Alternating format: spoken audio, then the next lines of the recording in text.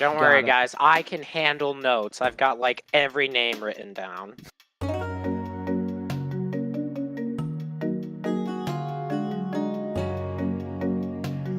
Qibli and Krar and Korak and Webby and also Roran have all arrived with this Pathfinder in front of this cave. The Pathfinder has just expressed some concern to you that usually this cave is only but like 3 days hike. You guys didn't hike for more than an hour and a half. Webby, Korak, and Qibli, you guys you feel something in the air. It feels wrong, like the forest is folded in on itself. So the wild magic of the forest. Yeah, it's extremely raw, unbridled magic is happening right now. Looking at this cave, this is like, what, a few days to get it open again? Or maybe without magic. Webby casts Fireball. Yeah, you blow open the mouth of this cave. You guys hear a stirring, and you turn around and you see a dragonborn fighter type looking dude stroll out of the forest behind you. Do they look like aggressive or anything? He's like a dragonborn cube. Absolute unit. I guess I would just probably call out to the approaching dragonborn and just say, "Hey, what's up?" So I've been investigating some things, and I was just in that town with the long name. Oh, God, what's it called? I was just in the Mushroom Kingdom.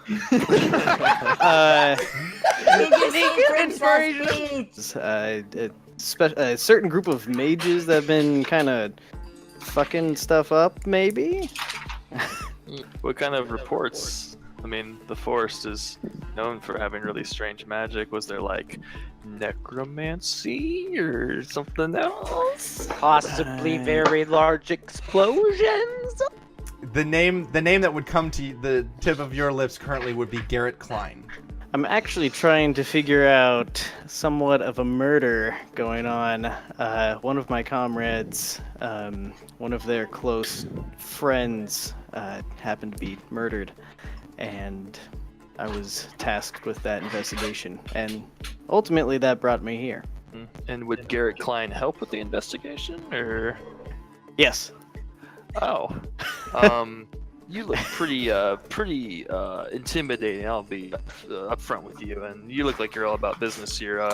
We bumped into little Garrett 2 months back. We took him up to Edgemire, and he got apprehended by some of the college's authority, and we kind of forgot about him. Yeah, he's up in Edgemire. What's your name, Copperscale? I go by Ignis. Where do you hail from, Ignis? Paralanda. He's from your guys' stomping grounds, for sure. Cool. Well, Mr. Ignis, I believe we'll have business soon in Edgemire. We could possibly take you into the college and see if you could question Garrett Klein once our business is done here. You guys feel like you're being watched, and you look up into the tree branches, and you see an owl. There's an owl sitting in the tree branches staring at you guys really intently. I run and I climb up the tree towards the owl. Croc, no, Croc! I still might have room for another bird. I caught like 5 seagulls on Galley. It's not a wild shape, but it is. You recognize it as a transmutation spell. I am trying to grab Krar. What does this owl do? Well, he flies over to the mouth of the cave, and he just takes a dump. Can I make a dexterity saving throw on that dump? But after he takes a dump, he it just passes out and falls onto Aaron. As soon as the owl passes out, it transforms back into a high elf, like wearing a loincloth, and he looks rough, dude. So you watch Landis face plant into the ground in front of you. Mr. Webby's like panicking. Qibli just throws his arms up in the air. I'm done. Krar, we're going in the cave. You see a giant ape come running out of the cave. A giant ape? I told you this is the craziest opening. I wanted to roll medicine on Landis here, but I guess I'm staring at the ape. The ape runs up to Korak and hugs him. Qibli just looks at Krar and he's like, "And I fucking thought you were a strange occurrence." Ignis is just gonna like Homer Simpson back into a bush. As an ape, I say to Korak, I missed you. I just showed up in some room feeling alone and trapped, so I thought giant ape would be better than a caster. Then I walk out. I heard an explosion. I came out, and here all you guys are. Is anyone helping Landis? Because he's still like laying face down. Mr. Webby just starts poking Landis Sick. very nervously. Landis, I guess, would sit up, but he looks haggard. The last time that Korak and Webby and Gob saw Landis was at that city of Bayshire when you guys were investigating the missing children. So it's been like 2 years. Is this what they mean by a circus? No, this is what they mean by a dumpster fire. Multi-shoulder shrug. So, God, what do you remember last before? I mean, by the way, you're in the middle of Scald Forest. Yeah, I was hanging out with Malachi, helping him move. He taught me how to teleport. So I figured I'd come join you guys. I tried to teleport and ended up in a room. It was just a cave. Like, it wasn't like a. No, it looked like something happened there. I remember some stakes in the ground, almost like where a fireplace, but I don't remember any. It hasn't been a fire there in a long time, and a lot of ash. As he's describing this, Korak and Webby, these memories sort of resurface for you. You guys were grabbed by a couple of necromancer-looking dude when you first entered this cave way back when. Marcus popped in and surprised them. You guys were able to get out of your binds, and you ended up disintegrating 3 of them. That's right. Okay. And then capturing... I don't know about you guys, but I definitely feel like I'm being watched. Like, I don't think we're alone in there. Of course we're not alone. We have each other. You guys can tell that the way this thing is carved is not with like regular physical tools, but definitely with some kind of spell, specifically probably a disintegration ray, because there's only one like route in this cave so far. It's just going straight back. There is a paw print in some of like the kind of settled silt on the floor. And Webby recognizes it as a direwolf paw print. Korak would call it the Qibli. Do you know what Ixus is? Oh, well, from what my father told me, she is a powerful magic user, and that's all the information he gave me. Korak would point at the prince and just nod his head. I'm gonna roll insight on Korak there. No matter what you roll, you're gonna find out he's a jackass. Your father told you about a elven woman, and Korak's pointing at these paw prints, and you piece together that he's saying like these paw prints are Ixus. And then you remember that your dad had mentioned something about her talking about a druidic clan that she had met when she was very young. You guys actually come up to a junction. There's a couple like little cots and things strewn around, but mostly you guys notice the dead goblin bodies. You come to a point like there's another junction, except that it splits both to your left and to your right, and since Webby's on the ceiling, you also notice it goes up. This path on the ceiling, is it like straight up, or is it like it's like perpendicular once you're up there? No, it goes like straight up for a little while. How big around is it? It's big enough for a certain sized creature to float up through. I was gonna say, would Looks like the wolf tracks lead to the right. Clicks excitedly. Oh, that's a bit disturbing. I'll have to get used to that. Korak would just say, "You don't." Duly noted. Duly noted. Okay, so you guys go to the right hand path. Yes. Correct. That's the one where you said the tracks are going, yeah? Yeah. Right Okay, path it so is? you walk for a little while longer. You come up on another destructoed group of goblins that look like maybe they had been on a like scouting party into the cave. Just kind of looking over the bodies. Huh. Surprised they made it. They made it this far. Yep. More gobos. Every time you say gobbies, I just think of like a bunch of tiny little gobs running around. Maybe I could do that. I searched the goblins for any like notes or papers or anything like that. I'll look for again, do they look like they were killed by a wolf or something? Oh yeah, they're torn up. Okay. They're torn up something fierce. Or any like fresher- emblems any on fresher the clothes or... Any fresher blood or anything? Yeah, these ones are a little bit more fresh than the ones. They're still pretty old. They're still starting to decay, but they're more fresh than the ones that you found way back when. Ooh. Okay.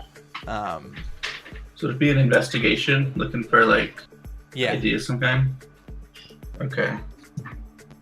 Well, the 12 for that, but Well, you see that they have like patches and things sewn onto their shirts, but they don't look like anything official. It looks like maybe they've taken patches from like people that they've killed. You actually see there's a patch of the Master's Point army is sewn on, like hastily sewn onto its shirt, as well as a Farenfear patch. I don't know what's going on over there, but it sounds crazy. To this day, the goblin's death screams still echo. One of these poor goblins is still alive. Webby is able to realize that it looks like these wolf tracks aren't just going one way anymore. It looks like they've maybe double backed. You guys notice very, very quickly ahead of you, there's like a pair of glowing eyes that turn around and immediately just like disappear. Oh yeah, are we carrying torches? It's so I guess dumb. I'll light one of my torches. Oh yeah, I can't see. And you come up to another junction. Okay, so there's 3 paths. One path is leading pretty sharply upwards. Not straight up, but it's an incline. That one's on your far left. There's a far right path that's leading pretty sharply downwards. There's a third path in front of you that's going straight. There is a chip on the floor, kind of in the center of this chamber, that looks like maybe it's not real. You guys you notice a fresh, very fresh set of paw prints, but you also notice a lot of sets of regular footprints. The footprints go down on the right-hand side, the right-hand path. The paw prints go to the left and go up. I am going to head up the sharp incline.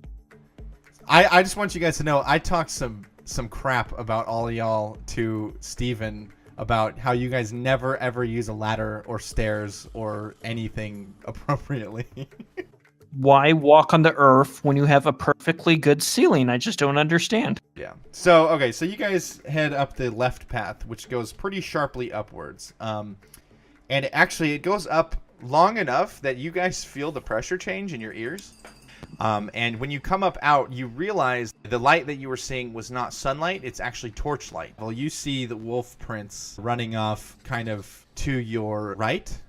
They kind of curve off and dogleg off to your right. This forest is so full of sounds, right? You're able to kind of sift through that. You're able to kind of pinpoint, not necessarily panting, but you hear footsteps moving in a... Krar's been on my shoulder this whole time. Hey, Krar, go chase after that. I jump down and I start dashing towards it. Oh, make sure to tell him about my dad. Have you met my dad? Just tell him the clan name. This thing is keeping pace. He's gaining, but gaining slowly. What's Krar's running speed again? 65. I'm currently dashing. That is 130 movement speed. Let's move it slow. 165 divided by 6.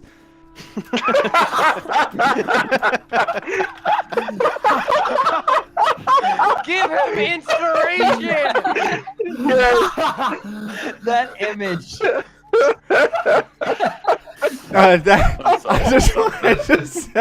Have you met my dad?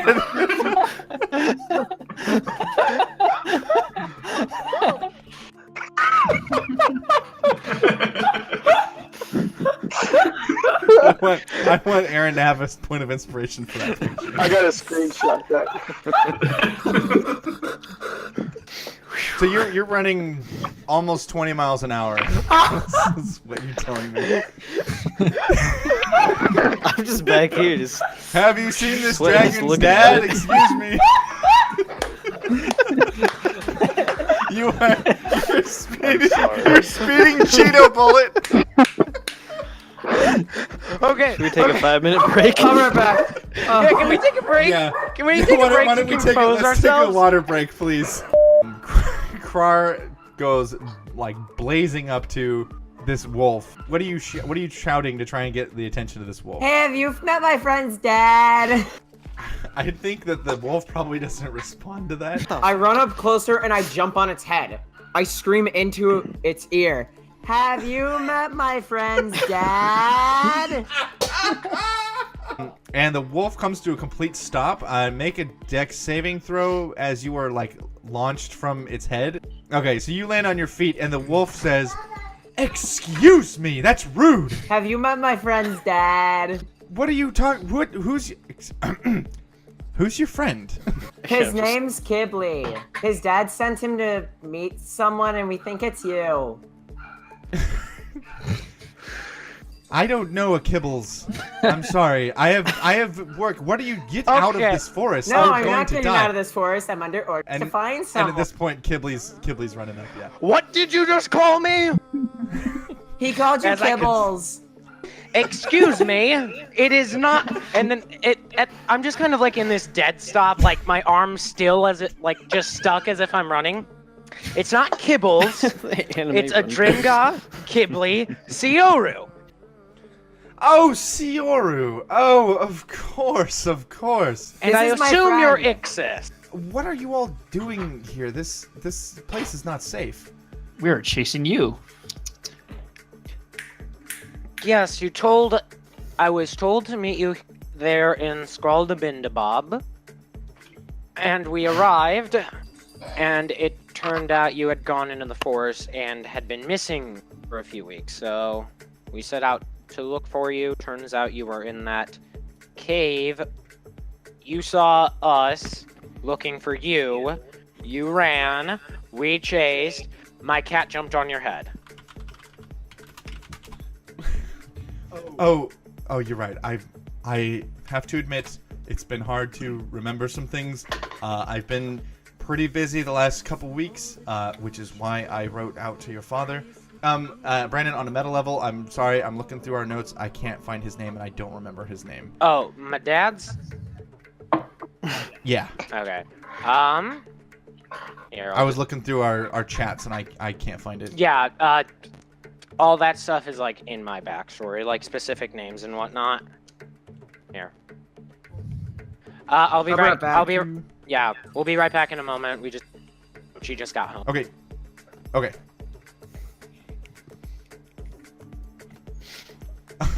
So, Qibli and Krar go AFK.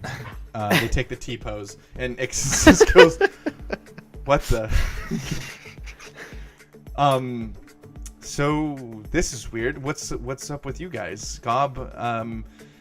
How's life been since we planted all those cool traps? Oh and my bombs goodness, and it's stuff? been crazy. Basically, one thing after another.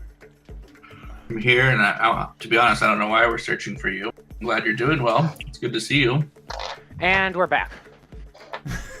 How has everything been with you, Ixus? It's been crazy for me as well. I'm sure you know that this forest is insane. Listen, Qibli, I don't know if you can help me. I need more bodies, so maybe it's best that you all are here. There's a group here that Raylene actually charged me with finding some time ago.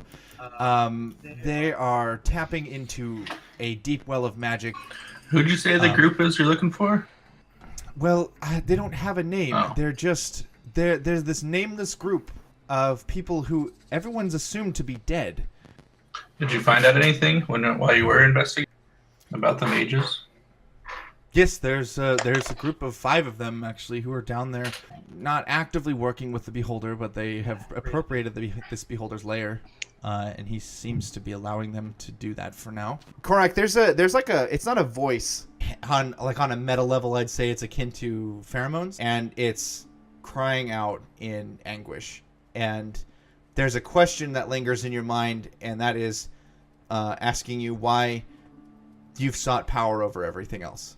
Gob, there is a voice that comes to you in the same way.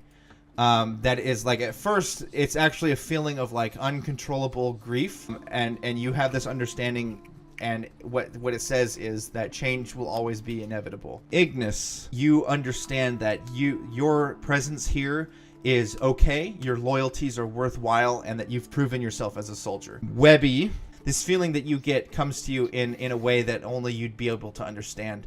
You know that you aren't alone in this world. This feeling that you're getting is assuring you that while you're not alone, and it's not fair, unfortunately you have to bear the burden of search.